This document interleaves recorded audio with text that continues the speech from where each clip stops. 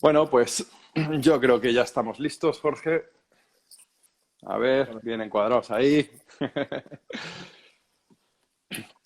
Bueno, pues arrancamos y poco a poco se irá el unicornio. Nos ponen ahí el unicornio con el fuego.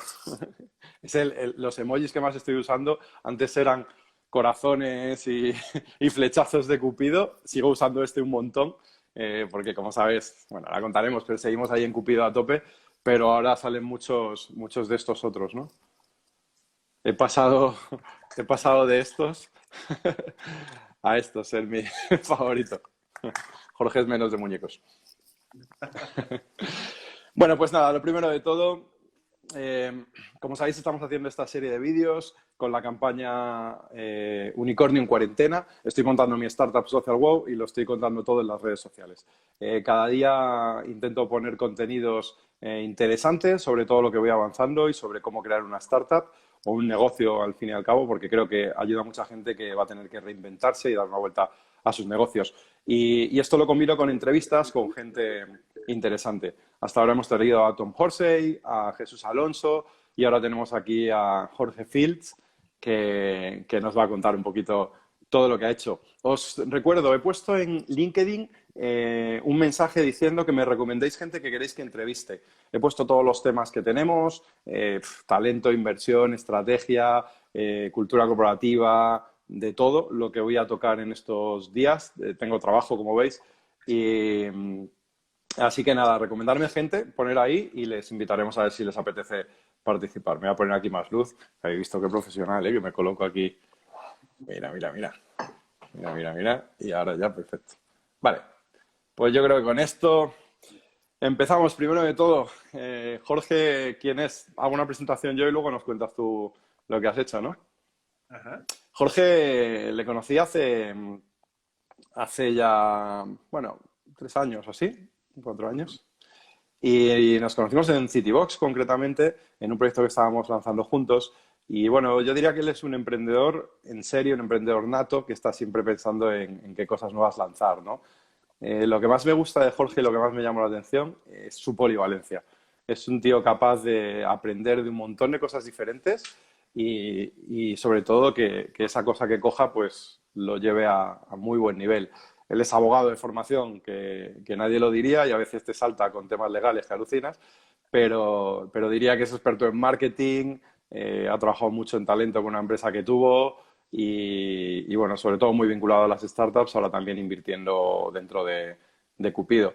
O sea que perfil muy polivalente y una suerte tenerle aquí. Hoy queremos hablar de una cosa muy concreta, que es que hemos estado trabajando, esta tarde de subir a la formación sobre análisis del problema. Esto es una de las cosas más importantes que tenemos que hacer cuando lanzamos una startup. Entender muy bien qué problema resolvemos, porque acertar en este análisis inicial te va a hacer que no des un montón de tumbos luego con lo que llamamos MVP, el producto mínimo viable, salgas al mercado y vayas mucho más directo al grano y aciertes a la primera o la segunda, pero no vayas dando unos giros importantes. Así que este punto que ha sido clave para todas las empresas que he lanzado es lo que vamos a profundizar hoy y vamos a intentar también contar un poco en el caso concreto de Social Wow. Así que vamos a ello. Jorge, bienvenido. Cuéntanos quién eres, cómo te defines. Bueno, pues yo creo que tú me has definido estupendamente como emprendedor en serie y a veces en serio. Y, y Esa es digo mía, Jorge, esa es mía. que para que la gente entienda bien cuál es esa diferencia, o bueno, los que me conocen ya me suceden de esa forma, la diferencia entre alguien que simplemente ha emprendido un proyecto, se considera empresario, y un emprendedor en serie es que el que va en serie está siempre obsesionado precisamente con lo que vamos a hablar hoy, con identificar problemas e intentar solucionarlos. Ver oportunidades en todas partes y estás todo el tiempo preguntándote, pero esto funciona, pero este restaurante factura, pero esta empresa gana dinero, pero cómo hacen las cosas y cómo podrían hacerlas mejor. Entonces, al final tú te acostumbras a que en tu mentalidad estás siempre pensando en problemas y soluciones, hasta que uno de estos piensas que es factible o realmente te enamora y entonces te lanzas y no puedes no hacerlo. Y así es como me definiría, un tío que no puede dejar de hacer cosas. Dice mi madre que saludemos, así que hola mamá, tenemos que Hola, saludar. María. Bueno, Perfecto, Jorge. Bueno, ahora concretamente estamos trabajando en un proyecto juntos que es Cupido Capital. Jorge es una de las personas más involucradas y haces un papel súper interesante, ¿no? Que, entre otras muchas cosas, hace sobre todo... Pues sí, en Cupido, que nos hemos quedado ahí, lo que me toca hacer más, y Bueno, sobre Cupido, todo, por si alguien no lo sabe aún, vehículo de inversión donde invertimos en empresas en fases muy iniciales, en startups en fases muy iniciales.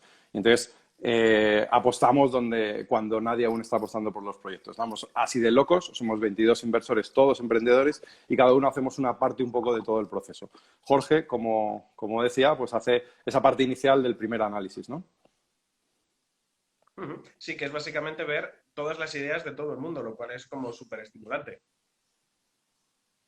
Total, llega mucho flujo a través de nuestra página cupidocapital.com, llegan un montón de proyectos y Jorge es el que hace ese análisis inicial para ver cuál pueden cuajar, cuál no y vamos avanzando en las distintas fases. Si encaja le pedimos más información, luego pasa a una entrevista que hacemos con otros inversores, luego pasa al comité, finalmente decidimos invertir en el proyecto.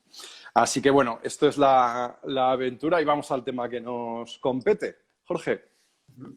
¿Cómo analizamos el problema para saber si nuestra startup estamos orientando bien, si de verdad resolvemos un problema real? Os recuerdo, cuando lanzas un proyecto puedes tener una medicina o una vitamina. Una vitamina es algo que aporta algo de valor, como puede ser un videojuego, entretenimiento, una película, pero digamos que no es algo necesario y fundamental en tu vida. Sin embargo, una medicina lo que tiene que hacer es resolver un problema concreto. Cuanto más grande sea ese problema, más importante será la startup o la empresa que estás solucionando. Ujú. Nos quedamos con tu cara y sabemos dónde vives. Muy bien. Efectivamente, y digamos, es uno de los primeros puntos en las que como emprendedores, pues o acertamos mucho o nos equivocamos mucho, ¿vale? Normalmente el emprendedor puede fijarse en el problema, pero hay muchos, sobre todo al principio, y me incluyo porque yo también lo he hecho, es te obsesionas con una solución, te vas alejando cada vez más de cuál es el problema real que resuelves y cuando vas a mercado, pues te enfrentas, porque no estás resolviendo lo que realmente preocupa a tu usuario. Vamos a poner un ejemplo y a ver si la gente puede participar. Venga, ¿conocéis todas estas aplicaciones que hay de traqueo del running? Como por ejemplo Fitbit, Runator, Runkeeper, todos estos, ¿no? Las aplicaciones de Nike, Adidas, para ver lo que corres y tal, ¿no? ¿Qué problema creéis que resuelve? A ver si podemos hacer algo de participación. Lanzo la pregunta para que pongáis cosas. ¿Cuál es el problema que creéis que resuelve estas aplicaciones? Y ahora volvemos a la respuesta. Bueno, Jorge, entonces, ¿qué podemos utilizar para entender de verdad el problema que resolvemos? Porque recordamos que dentro de las startups son empresas que están haciendo algo nuevo, aportando algo nuevo al mercado o haciendo lo mismo de una manera diferente, ¿no? Entonces hay un grado de incertidumbre muy grande. 9 de cada 10 startups mueren en los 3 primeros años. El riesgo es enorme. Entonces, el objetivo más importante de todos es reducir el riesgo. Y esta parte del análisis, pues tenemos que hacerla muy, muy bien para ver cuál es el problema que resolvemos y reducir ese riesgo. Entonces, ¿qué podemos hacer para reducir ese riesgo? Bueno, pues de hecho forma parte todo de una metodología que tú ya has comentado en alguno de tus vídeos anteriores, que es la del Lean Startup.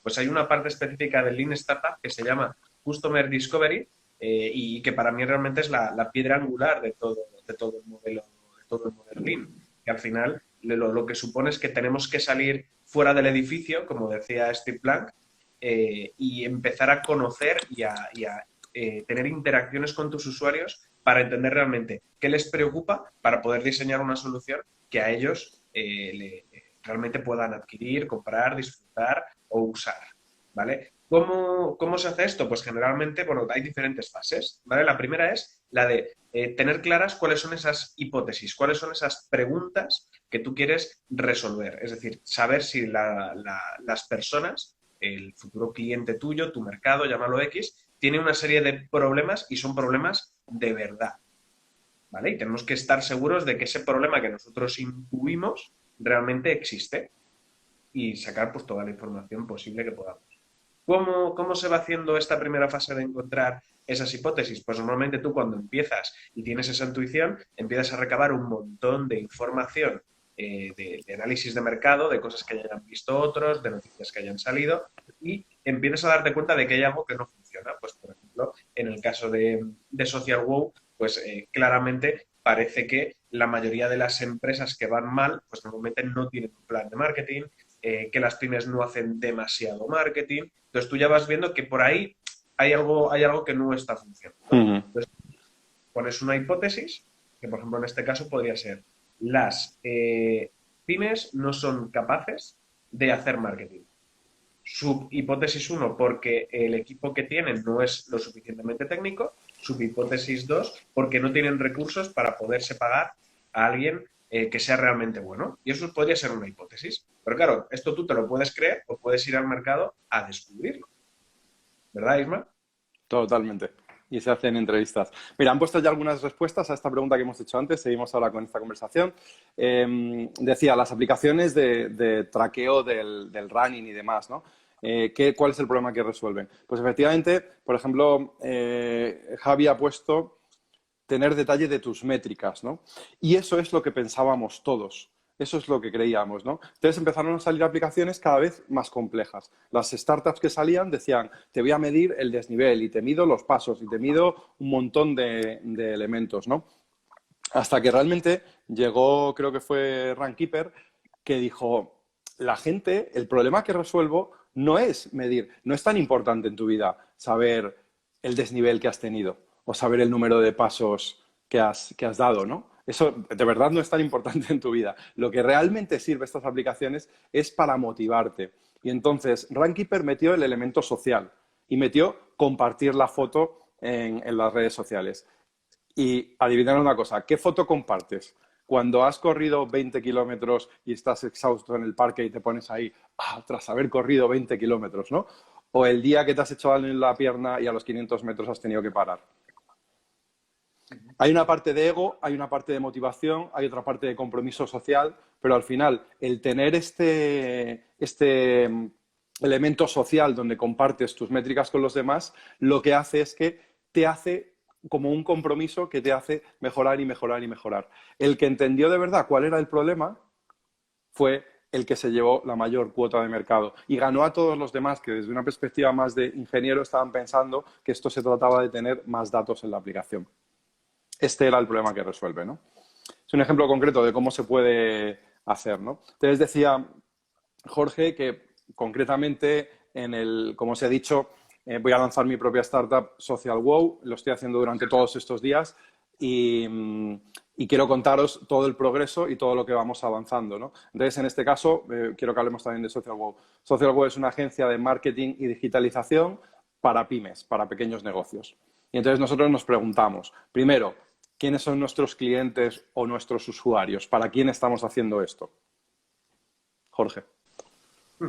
Claro, y digamos que esa pregunta que podría a priori parecer muy sencilla, cuando te pones a pensarla, de repente te empiezan a salir un montón de aristas y un montón de cosas que realmente no conoces. Oye, este problema lo tienen todas las pymes, son solo las de algunos sectores, es por su facturación, es por su número de empleados y de repente te das cuenta de que tienes 25 cosas sin las cuales tú no eres capaz de poder realmente lanzar un producto o una solución de la que tú estés seguro. Entonces, te paras y puedes hacer dos cosas. Uno, el formato que se hacía antes es lanzo lo que a mí me parece oportuno y espero a ver si el mercado lo acepta, o podemos hacer caso a Steve Black, convertir estas preguntas en hipótesis lo más científicas posibles y ir al mercado directamente a testarlas. Yo siempre pongo un ejemplo, que es que cuando estás lanzando un negocio, si es un negocio tradicional, digamos que una de las diferencias entre startup y negocios tradicionales es que un negocio tradicional ejecuta un modelo de negocio, un restaurante, una farmacia, una clínica veterinaria, y una startup está en búsqueda de su modelo de negocio. Entonces, como estás aportando algo nuevo o estás teniendo una nueva forma de hacerlo, necesitas explorar mucho más. Entonces, en un negocio tradicional, si yo abro un restaurante, digamos que mi grado de incertidumbre o mi ángulo de cosas que puedo hacer es este, por ejemplo.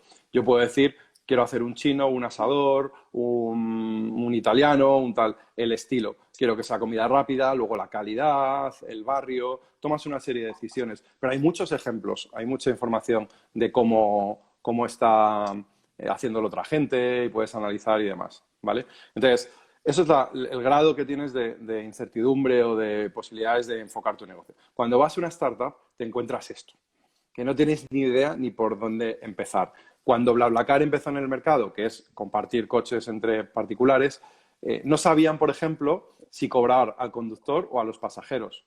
Fijaros que en negocio no sabes quién es el cliente, quién paga por el negocio. Entonces ahí no sabían quién tenía que pagar ni siquiera. Y estuvieron 6 años sin que nadie pagase, haciendo que la red creciese mucho y luego empezaron a cobrar.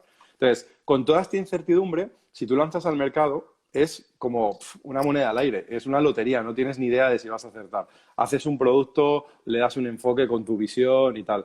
Perfecto que tengas esa intuición empresarial, pero ¿qué conseguimos con esto? Con lo que se llama Customer Discovery, básicamente, o Lean Startup, ¿no? La metodología, lo que hacemos es ir acotando ese ángulo de incertidumbre.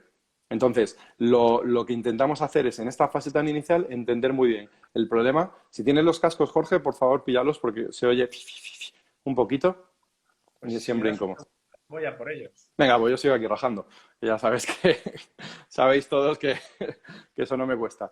Pues como digo, lo que tienes que hacer es acotar. Tú lanzas al mercado, imagínate que lanzas aquí y en esta metodología lo que haces es que lanzas un proyecto, lo que llamamos el producto mínimo viable, y no tiene sentido, no funciona. ¿Qué hacemos? Pues puedes pivotar o perseverar. Es decir, perseveras si ha funcionado, pivotas, le das un giro de rumbo si no funciona.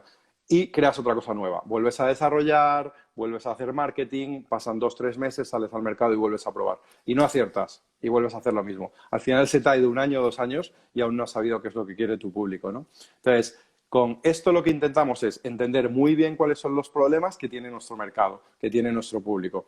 Y con esas entrevistas que vamos a hacer, que ahora contará Jorge cómo se pueden hacer, hemos reducido todo esto. Sabemos el problema que tienen y podemos enfocar nuestra solución ideal para ellos. Pero con esa solución, con un prototipo, volvemos a preguntar otra vez a los clientes, ¿esta es la solución que queréis? ¿Esto soluciona vuestro problema?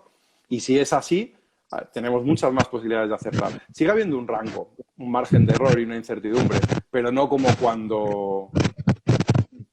A ver, Jorge... Estaba diciendo la importancia, ahora sí me dicen, perfecto, perfecto, mami. Me dice que decíamos que como hay tanta incertidumbre tenemos que tratar de reducirla. Y lo vamos a hacer como con Lean Startup y concretamente la parte inicial que se llama Customer Development, que es intentar descubrir cuáles son los problemas que tienen los clientes, ¿vale?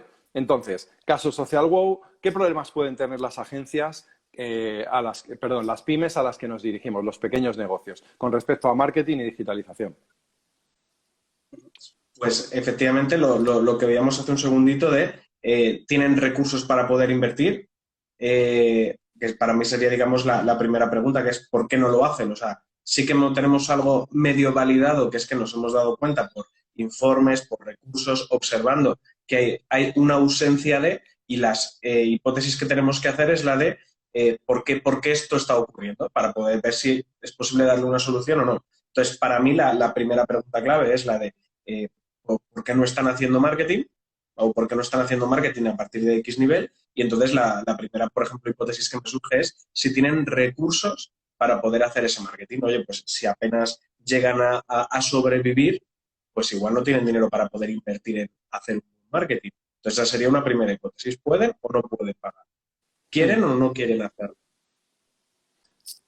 Muy bien, decimos, problemas que nos podemos encontrar aquí. ¿Cómo vamos haciendo ese proceso? Porque yo creo que con un caso real es una manera de entenderlo mejor, ¿no?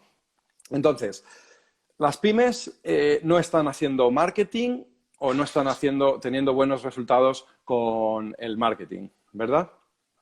Ajá. Hay cosas, es interesante que no nos tenemos que volver locos con las metodologías. Hay cosas que siempre podemos validar sin necesidad de hacer entrevistas y tener que salir al mercado. Ahora, perfecto, efectivamente, yo te digo guay también. Entonces, por ejemplo, decimos, muchas de las pymes no hacen marketing. Entonces, analizando el mercado, de repente nos encontramos un dato que decimos que el 90% de las empresas que murieron, de las pymes que murieron el año pasado, no tenían plan de marketing. Entonces, ¿esto qué nos está validando? Pues de alguna manera que muchas no hacen marketing y que, sobre todo, aquellas que están muriendo no tienen un plan de marketing. Por tanto, el marketing es una cosa muy relevante para las pymes, pero por algún motivo no lo están haciendo bien, ¿verdad? Ajá. Sobre todo, es muy interesante de cara cuando se buscan datos, es que para que nosotros podamos dar una hipótesis por validada, el dato tiene que ser súper contundente, tiene que ser o blanco o negro, o todo o nada, porque si no, no estamos reduciendo la incertidumbre. Entonces, si ese mismo estudio dijese el 35%, el 55%, no nos estaría diciendo nada, pero como nos dice que es el 90%, pues digamos que ya podemos dar por sentado de que hay algo de verdad. De hecho, el flujo habitual es, entiendes las hipótesis que tienes, miras cuál puedes validar sin necesidad de hacer entrevistas a tus clientes, entrevistas o encuestas, que es una manera de hacerlo más masivo, pero es mucho más recomendable las entrevistas personales cara a cara. Y entonces, una vez que has definido las hipótesis, pones una serie de preguntas específicas para validar cada una de esas hipótesis, ¿no?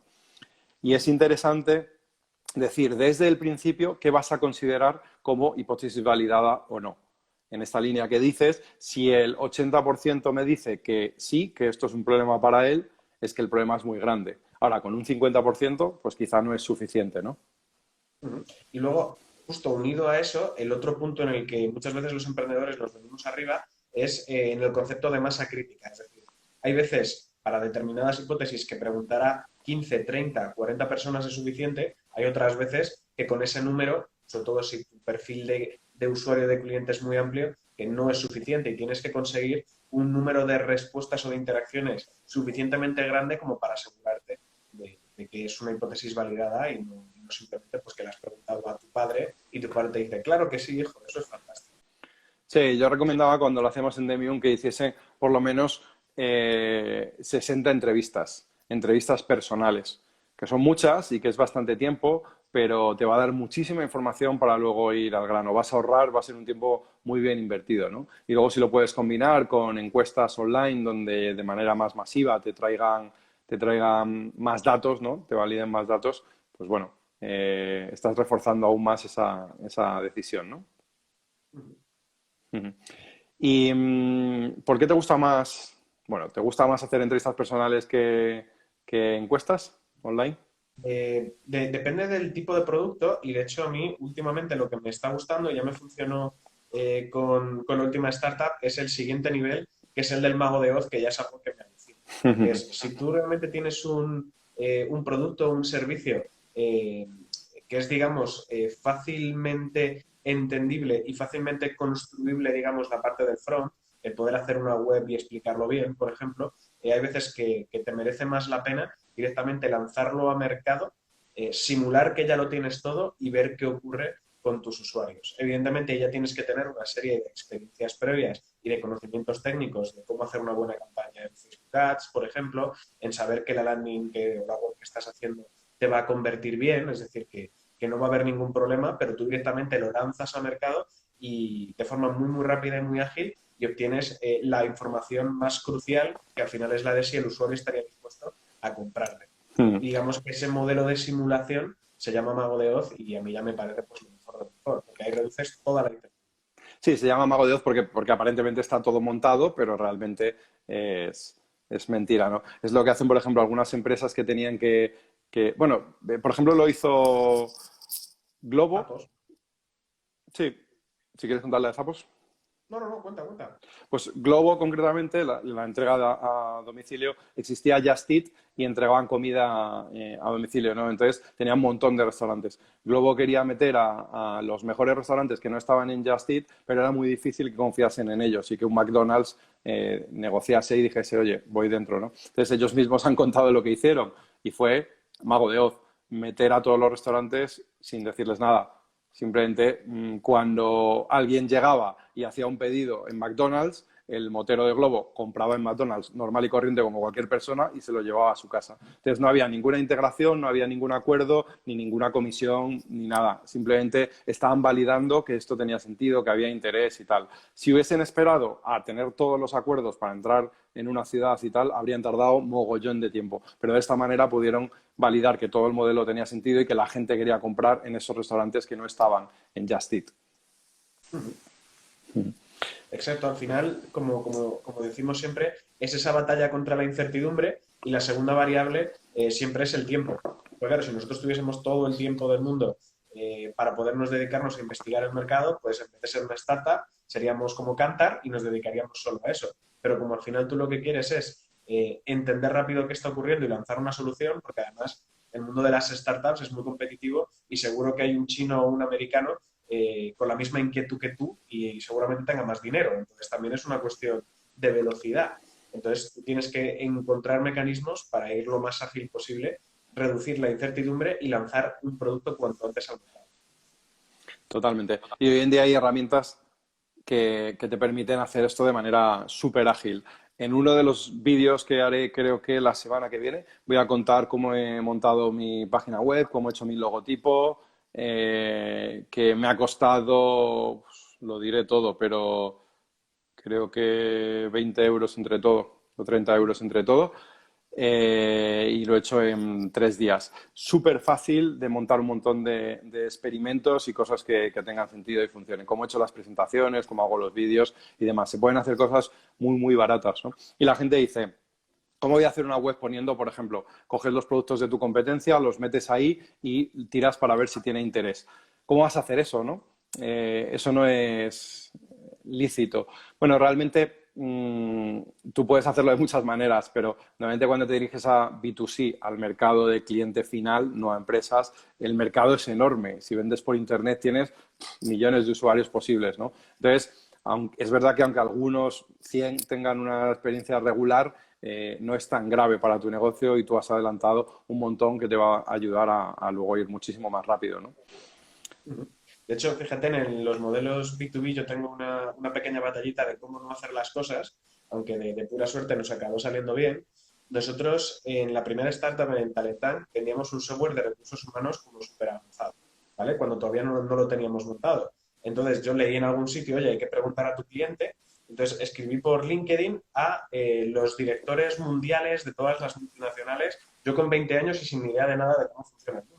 Claro, evidentemente no me respondió nadie, porque así no se hacen las cosas. Salvo uno que se equivocó, que fue el director de recursos humanos a nivel mundial de Coca-Cola. ¿Qué ocurría? Era un español, porque estaba Marcos de Quinto como CEO, y lo que respondió fue, este es tu sobrino, debo hacerle caso. ¿Por qué? Porque se había confundido y una persona de su equipo en España tenía el mismo apellido que yo. Entonces, iba a escribir a su compañera diciéndole, pues, este tío quién era y si realmente merecía la pena darle tiempo y escucharle. Y de pura casualidad se equivocó, nosotros le contestamos de una forma pues como súper divertida, nos dio audiencia, por decirlo de alguna forma, y fuimos capaces de testear el producto y el MVP con Coca-Cola a nivel mundial de pura suerte. Pero Qué no bueno. hagáis esto en casa, esto no suele ocurrir. Pero digamos que nosotros quemamos todos los cartuchos, que es uno de los miedos que sueles tener cuando te pones a hacer entrevistas de cliente. Digo, ¿cómo voy a ir a pecho descubierto a contarle eso a un director de recursos humanos que podría ser mi cliente, todo lo que estoy haciendo, que lo acabo de lanzar? Mm. Pues hay veces que te encuentras con gente que es muy colaborativa y que le encanta hacer esto. Jorge, me dicen por aquí que se te escucha bajo, así que trata de hablar un poquito más alto. Fantástico. También puedes, bueno, lo tienes en el móvil, nada. Vale. Mira, una de las cosas que decían en Estados Unidos es que muchas veces te recomiendan hacer esa página fake, esa página falsa con productos para ver qué funciona, qué tiene sentido y tal, e ir mucho más rápido. Tú puedes medir la interacción de los clientes en la página web, dónde están pinchando, dónde no y demás. Y con eso puedes saber qué productos tienen más interés. Pero sin embargo, allí te decían, ve un paso más allá. Te decían, pon el pago, el botón de pago del servicio. De ya el que puso el botón de pago es el no va más. Pero empresas de Silicon Valley me decían, no solo eso, haz que metan los datos de la tarjeta de crédito. Y cuando metes los datos de la tarjeta de crédito, le dices, lo siento, este producto no está en stock, no vamos a guardar tus datos, te avisaremos cuando esté disponible. Al final lo que consigues es una validación absoluta de que de verdad este tío iba a comprar el producto, ¿no? Es la manera más, sin ninguna duda, de llegar hasta el punto final. Cada uno un poco decidirá hasta qué punto va a llegar para luego decirle no tenemos el producto y tal, sabiendo que no lo tenías desde el principio. Pero realmente esa validación te va a hacer avanzar un montón, porque normalmente de las cosas que tú tienes en la cabeza, lo que luego te dice el mercado, hay un abismo, ¿no? Totalmente. Total. Entonces, hay una cosa que me parece bastante interesante cuando analizamos un problema, esto lo contaré en la formación, y es cómo de importante es ese problema para el cliente. Es decir, hay como 5 niveles que tienes que descubrir, ¿no? El primero es si el cliente de verdad tiene ese problema. Porque a lo mejor, pues algo que tú crees, pero no es un problema para él, su vida va perfectamente y eso no le aporta un valor diferencial, ¿no? El segundo nivel es si es consciente de que tiene ese problema, si de verdad sabe que lo tiene. El tercer nivel sería si está buscando activamente una solución, ¿vale? Si está buscando en Google cómo solucionar ese problema, es que es un dolor muy fuerte y activamente está lanzándose para resolverlo, ¿no? Entonces va a ser mucho más fácil que tu producto penetre en el mercado. Si no busca activamente, un poquito más difícil. Si no es consciente, es más difícil porque le tienes que decir, hey, que tienes este problema. Por ejemplo, una aplicación que lanzamos nosotros era una plataforma para hacer regalos en grupo. Cada vez que tienes un cumpleaños, haces un regalo. Bueno, pues la gente tenía el problema. Sí, es difícil siempre hacer regalos, palma pasta el mismo, tienes que estar escribiendo por muchos sitios, ¿no?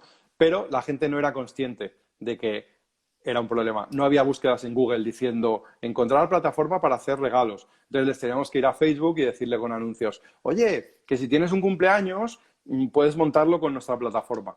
Entonces era mucho más difícil y mucho más costoso, ¿vale? Los 2 siguientes niveles son si tiene una solución actualmente a ese problema, aunque sea peor o tal, pero si tiene una solución. Y por último, si está pagando ya por esa solución o tiene un presupuesto.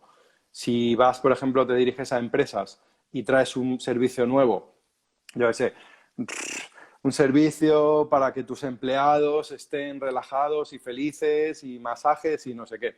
Bueno, pues si la empresa no tiene presupuesto asignado para esto ni no es una de sus prioridades y tal, es muy difícil que de repente se dé cuenta que esto es un problema y que tal. Si llegas a empresas que de verdad tienen un presupuesto asignado, como es más en Estados Unidos, para cuidar a los empleados, va a ser mucho más fácil que si das un producto bueno, te lleves esa cuota de mercado, ¿no? Entonces, dentro de los problemas tenemos como distintos grados y entender muy bien en qué nivel estás nos va a ayudar, ¿verdad?, a acertar más con el producto. De hecho, por ejemplo, hay un caso que ahora nosotros, como millennials, en el que te incluyo, Yo soy del bajo mileniado. nos parece muy razonable, por ejemplo, pagar por contenido en tele, como puede ser en Netflix. Cuando Netflix salió al principio de los 2000, en España, por contenido televisado, pagaba un porcentaje muy pequeño de la población, los que tenían Canal Plus, y ya está. Sin embargo, en el mercado en el que nació, que era Estados Unidos, casi todo el mundo tiene tele por cable. Entonces, el salto que había de págame por un contenido a págame por un contenido solo en otra plataforma era mucho más pequeño que el que tenían en España. Y por eso allí se expandieron muchísimo más rápido y aquí tardamos muchos años en empezar a adoptarlo. Porque luego está también esa variable del tiempo y de cómo cuánto ha penetrado en el mercado, pues una idea, un concepto, un sistema o una forma de vivir. Entonces, no podemos luchar contra eso, por muy bueno que sea nuestro producto. Qué bueno. Y vamos a tocar un poco el tipo de preguntas que tenemos que hacer. Vale, sí, ahí hay un tema y es que normalmente, sin querer, ¿vale? Porque nosotros queremos hacer siempre el mejor trabajo posible, pero acabamos haciendo preguntas capciosas. Es decir, que en vez de preguntar realmente de una forma científica, Asépticas. digamos que vamos dando la respuesta por delante. Estamos buscando, forzando que nos respondan lo que nosotros queramos. Entonces tenemos que ser capaces de quitarnos ese sesgo y hacer preguntas clínicas, científicas. Y preguntando, por ejemplo, siempre en pasado, no es, por ejemplo, decir, ¿te gustaría tener expertos en marketing para resolver tus dudas? ¿Por qué te van a decir? Por supuesto, claro que sí, ¿por qué no? Si tú en cambio preguntas, ¿alguna vez has recurrido y pagado a un experto para que te responda a cuestiones de marketing y te ayude? Y te dice, no, jamás en la vida. Pues fíjate qué diferencia hay y lo único que hemos cambiado es el tiempo de la pregunta, si lo has hecho o si te gustaría hacerlo. Entonces, Sí, tenemos que ser muy, muy, muy severos con las preguntas que hacemos. totalmente. Joder, ya me oigo duplicado otra vez, tío. A ver, ahora no. Complicado. Las preguntas tienen que ser sobre frecuencia, soluciones actuales y comportamiento pasado. ¿vale? En este caso, ¿te interesa esa plataforma que te ayuda a vender más o esa profesional que te ayuda a vender más? Sí, sí, me interesa, me interesa. Pero las preguntas son las que tú dices, ¿no? Comportamiento pasado. ¿Has contratado alguna vez a alguien que te ayude a esto? No. ¿Has contratado en los 3 últimos meses a algún profesional que te esté ayudando con cualquier área de la empresa? No.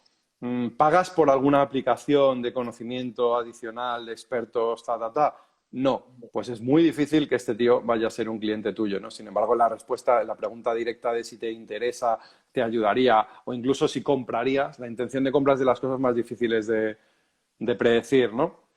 Ese tipo de preguntas, la respuesta habría sido un sí, ¿no?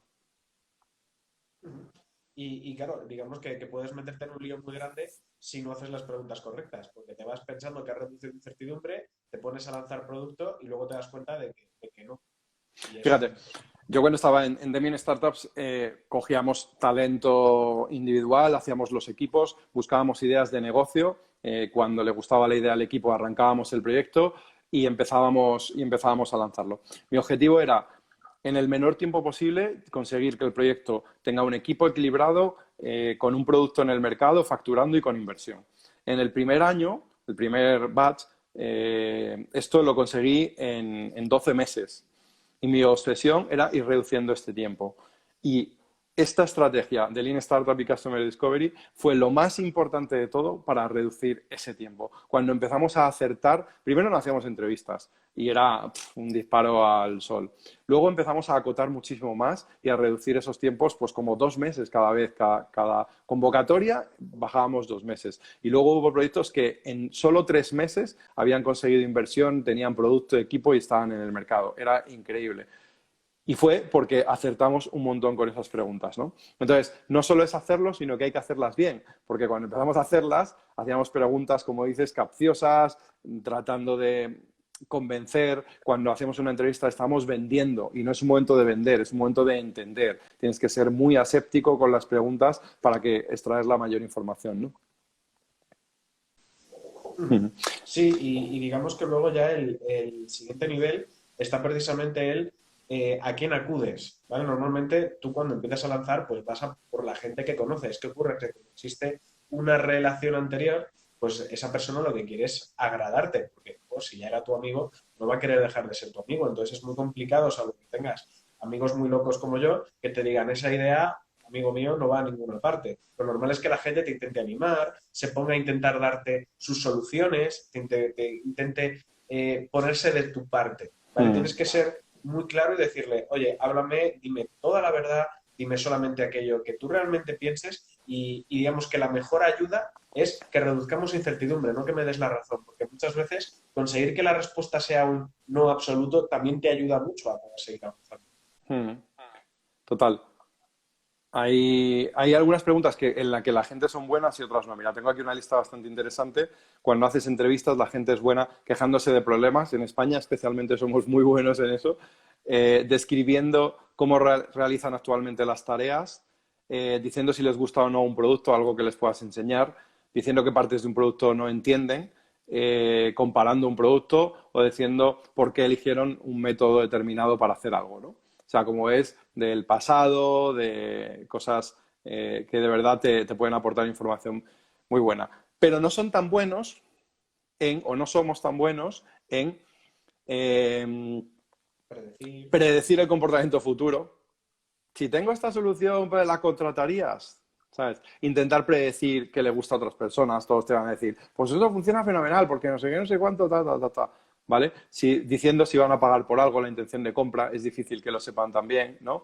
Y por último, eh, te pueden dar ideas buenas, pero muchas veces lo que te va a pasar es que te van a decir, te van a dar un montón de ideas y van a decir, lo que tienes que hacer es montar no sé qué, no sé cuánto y hacerlo de esta manera. Y dices, vale, muchas gracias, joder, pero bueno, aquí estoy. Muchas veces te pueden aportar, pero otras veces te dirán cosas que no te aporte demasiado, ¿no? Entonces tienes que tratar de hacer siempre esas preguntas sobre su comportamiento pasado, sobre lo que están haciendo hasta ahora y lo que les gusta o no. Uy. Es muy normal que te ocurra que después de las primeras 5 o 10 entrevistas, por la información que te hayan dado de forma directa o indirecta, tengas ya que empezar a hacer pequeñas modificaciones en tus hipótesis o aumentarlas o bajarlas al terreno. ¿Por qué? Hay una de las cosas, sobre todo cuando emprendemos en sectores que no, en los que nosotros no hemos trabajado y tenemos mucha experiencia, que lo que ocurre es que no conocemos la journey, ¿vale? Digamos que es el día a día de cómo funcionan, de cómo operan, y entonces cuando tú vas teniendo esa información detallada y te das cuenta de que es algo recurrente, pues yo qué sé, pues cómo un restaurante trabaja con sus proveedores, esto es algo que puedes saber o puedes no saber. Cuando te das cuenta de cómo lo hacen, pues entonces empiezas a hilar y dices, ah, pues mira, esto que parecía que era una ineficiencia, no es una ineficiencia, es que es la única forma que tienen de hacerlo. Y de repente vas conociendo mucho más a tu cliente y puedes empezar a plantear soluciones muy diferentes. Entonces, por eso hay que tomarse las entrevistas súper en serio. Hay una parte, Jorge, que me gusta mucho, que es que en una entrevista tienes que intentar conseguir un compromiso por parte de la otra persona.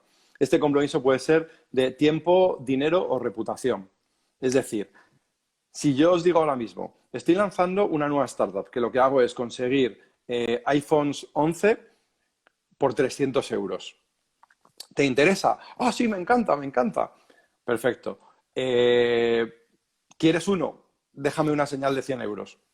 Y te van a decir, yo quiero, toma, te dejo los 100 euros. Porque a todo el mundo le parece súper interesante y van a tener ese compromiso. Sin embargo, si yo digo, una empresa de galletas Cuétara con un 20% de descuento, dame 50 euros para reservar un palé de galletas. Nadie te los va a dar. Entonces tienes que buscar compromiso de dinero. Reputaciones, preséntame una persona que me pueda ayudar con esto. Y te voy a hacer una intro de alguien que de verdad te puede aportar valor, ¿no? Y tiempo es me pongo contigo y te dedico esto, te voy a ayudar, te voy a dar feedback, te voy a, ¿vale? Si de verdad o me comprometo a ir contigo de la mano o me comprometo a... Ese tipo de compromisos es lo que valida que de verdad hay un interés bastante grande. Sí, digamos que sobre todo en los modelos B2B, esa parte de que te recomienden a alguien, al siguiente con el que hablar, es clave. De hecho, digamos que es casi lo que te mide el éxito total. Es decir, tú has sacado la info y puede ser mejor o peor, lo verás cuando la agregues al resto que tienes, pero si el tipo antes de acabar él mismo además te ofrece y no puedes dejar de contarle esto a Menganito, entonces quiere decir que ya sí que has generado un interés de verdad. Uh-huh. Pero a la gente no le gusta recomendar porque sí, no se juega su propio prestigio. Bueno, Jorge, vamos avanzando aquí con todo, el tiempo pasa muy rápido, pero quería hacerte el test picadito, como dicen mis amigos de Ilustres Ignorantes. Te hacen una serie de preguntas, contéstame muy rápido, ¿vale? ¿Quién es Vale. el mejor emprendedor que conoces? Qué difícil. Jesús Alonso, por Track Record. ¿Y por qué? ¿Alguna pincelada? Pues porque ha conseguido cerrar el ciclo 3 veces, cosa que en español solo he visto a él y a Iñaki Berenguer. Es decir, ha conseguido crear, montar, vender, hacerlo grande y que alguien se lo compre. Total. Eso es emprender. ¿Quién es el mejor socio que has tenido? El mejor O socio que he uno de ellos, elegir es difícil. Qué difícil, qué difícil. Bueno, pues te diría que a mi primer socio, a Juan Martín en Tank. ¿Por algún motivo? Pues probablemente pues porque como ya éramos súper amigos antes, pues claro, pues yo ya le quería, coincidíamos mucho en valores y eso hace pues que las cosas vayan muy bien. Uh-huh. ¿Cómo te organizas en el día a día? ¿Alguna pincelada? Porque tú eres un tío que estás metido en 2 millones de cosas, programa de radio, clases en la universidad, inversor en Cupido, aparte lanzando startups, metido en todo lo que se mueva. ¿Cómo lo haces? Pues te diría que ahí hay 3 puntos. El primero es que tú tienes que tener siempre a nivel estratégico saber en cuántos sitios estás y por qué, y cuáles tienen prioridad. Tienes que ser capaz de plasmarlo todo en una herramienta, es decir, que tú puedas coordinarlo. No, hay gente que tiene una agenda en papel. Yo, por ejemplo, uso Todoist, ¿vale? Donde tengo todos los proyectos, todo el calendario, todas las cosas que vienen entrando. Lo siguiente es cuando tú te levantas en tu día a día, tienes que saber exactamente a qué le vas a dedicar tiempo hoy y a qué no, ¿vale? Y por último, intentar ser realista, porque normalmente cuando te haces la agenda dices, guau, pues hoy voy a hacer mogollón. Normalmente siempre vas a hacer menos, entonces parece que siempre vas a caballo. Y luego, por último, intentar utilizar todas las herramientas que haya para mejorar tu productividad. Pues, por ejemplo, eso, en vez de perder 3 emails para cerrar una cita, pues te paso un link de una herramienta que se llama Calendly, la reservas tú, que va conectada ya a mi calendario y ya está, y no nos complicamos. Pues esto enlaza Entonces, perfecto con la siguiente pregunta, que era, dime tres aplicaciones que aportan un montón de valor a tu día a día, que recomendarías encarecidamente. pues ya te digo, la primera de organización personal es Todoist, que lo que te permite es poner tareas y poner proyectos. La segunda sería Calendly, que es esta que yo estoy siempre con calls y con un montón de historias, que básicamente es una herramienta en la que tú generas un link y la gente cuando se mete ahí puede reservarte directamente en tu calendario. Te confirma, te reenvía, puedes seleccionar opciones y digamos que te deja las cosas preparaditas. ¿Vale? Y a Ujú. mí me ha quitado un montón de horas de trabajo. Y si tuviese que elegir una tercera, eh,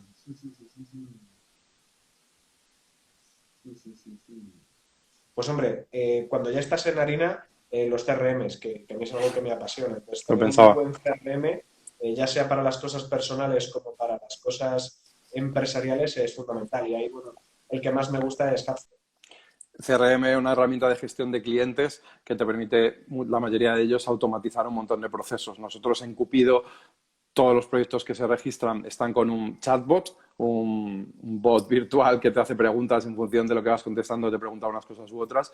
Y a través de esta herramienta de HubSpot, todo se deriva al inversor que corresponde. Él evalúa con dos cositas, se manda los mails automáticos, le agradece, le pasa a la siguiente fase. Cuando ya tenemos que poner una reunión, le mandamos Calendly para que ponga en el calendario, seleccione los huecos que tenemos, nos sale automáticamente en el calendario, no tenemos que hacer nada nosotros, le llega la notificación. Es decir, tenemos todo el proceso súper automatizado para que, digamos, que el trabajo que hacemos nosotros sea el aporte de valor de reunirnos con los emprendedores, de hacer las entrevistas o de darles consejos o darles feedback de por qué no hemos cogido este proyecto, pero sí queremos transmitirle qué motivos por si le ayuda para seguir avanzando en su camino, ¿no? Entonces, este tipo de herramientas y las automatizaciones te ayuda una barbaridad a simplificar tu vida.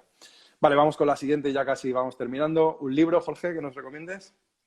Un libro, no sé si este lo han recomendado antes, pero además me lo dejaste tú y me encantó, que fue De cero a uno de Peter Thiel, uno de los fundadores de PayPal, de Palantir, primer inversor en LinkedIn, que básicamente lo que cuenta es la diferencia entre lo que es realmente innovar y lo que realmente no es innovar. Y a mí la verdad es que desde ese momento es como me quedé con cuatro o cinco afirmaciones, se me han grabado a fuego y todas las semanas alguna me sale de esto no es, esto te estás quedando corto, esto no es 10 veces mejor que lo que había antes, etcétera, etcétera. Yo lo recomiendo, además es muy cortito y Sí. está escrito a la americana, ¿sabes? Pues con muchos casos, de forma muy directa, muy polémico. Sí, Te se lee lo muy rápido. recomiendo.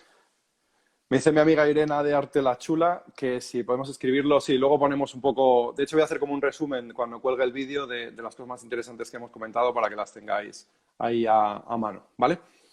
Vale, el momento más feliz que recuerdas como emprendedor. Wow.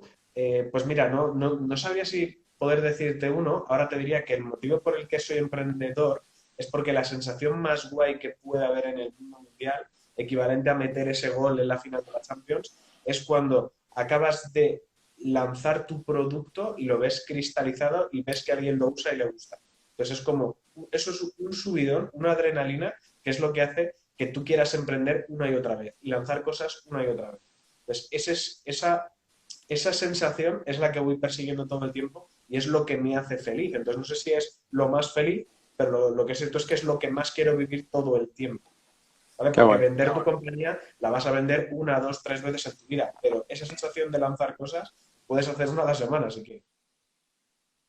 qué bueno. Y doy fe que te emociona porque estás ahí todo el rato siempre maquinando. Vale, ya casi la penúltima, venga. Lo más importante de un emprendedor es. eh, Te diría la perseverancia entendida como que no hay nada que te desanime en seguir siendo lo que tú eres. No que te obsesiones con tu proyecto y nunca pares, porque eso tampoco es, pero que tú tengas claro de soy emprendedor, voy a serlo siempre y no va a haber nada que me pare, ni la falta de dinero, ni la falta de mercado. Lo tengo claro, es esa perseverancia en lo que eres. Qué, qué bueno. Amo a la gente que. Amo. Que es curiosa, que es curiosa. Es probablemente la cosa que más está, hombre, que tenga corazón y que sea gente buena y buena gente, es algo como una base, si no, no juego, pero digamos que si algo que realmente me gusta de la gente es cuando tienen amor por el conocimiento y les encanta buscar, compartir y hacer mejor a los demás. Venga, y para cerrar, Jorge, un consejo que des en este momento que es complicado, donde va a haber muchos cambios y donde creo que los emprendedores vamos a jugar un papel súper relevante. Es por eso con lo que estoy haciendo el Unicornio en Cuarentena, para ayudar a tanta gente a reinventarse, ¿no? ¿Algún consejo? Pues si mira la parte motivacional de no tenemos que caernos ahora, pensad justo de lo que hemos hablado hoy, es el mejor momento que hay para poder hacer Customer Discovery. ¿Por qué? Porque la gente está aburridísima en su casa. Entonces, aunque sea un directivo maravilloso, estupendo, ya no tiene 200 reuniones al día. Entonces, este ahora es el momento de plantear hipótesis, de conocer gente, de hacer 2 millones de calls y sacar un montón de información para que cuando esto acabe tú ya estés preparado para lanzar tu siguiente proyecto o producto. Es el momento. Perfecto, pues nada, que en el minuto que nos queda resumo un poco lo que hemos hablado. Hemos visto que lanzar una empresa tiene mucha incertidumbre. Si es una startup, la incertidumbre es aún mayor y por tanto tenemos que tratar a través de Lean Startup o Customer Discovery de reducir esa incertidumbre. ¿Cómo lo hacemos? Entendiendo muy bien qué problema es el que resolvemos. Y para entender ese problema tenemos que hacer encuestas y entrevistas a nuestros posibles usuarios. Y Jorge nos ha dado algunas claves de cómo lo podemos hacer, de en qué son buenos la gente contestándonos, cómo enfocar esas entrevistas para sacar la mejor información e ir acotando toda esa incertidumbre y acertar con nuestro producto. Y por último, pues animamos a todos a seguir emprendiendo, creando cosas y seguir con ilusión, que como emprendedores es lo que nunca vamos a perder. Así que nada, muchísimas gracias. Seguid todo el proyecto en socialwow.club. Es que estoy con los dominios ahora. Y nada, si vais a LinkedIn, Ismael Teijón, os he preguntado a quién queréis que entrevistemos en todas las áreas que voy a hacer, o que entreviste en todas las áreas que voy a hacer durante esta cuarentena. Así que nada, muchísimas gracias a todos. Mercedes, Nacho, Irena, todos los que estáis aquí, mamá, Javi, todos los que estáis y nos acompañáis y los que veréis el vídeo después. Muchas gracias, Jorge, por tu tiempo y a todos vosotros por acompañarnos. Gracias. Adiós.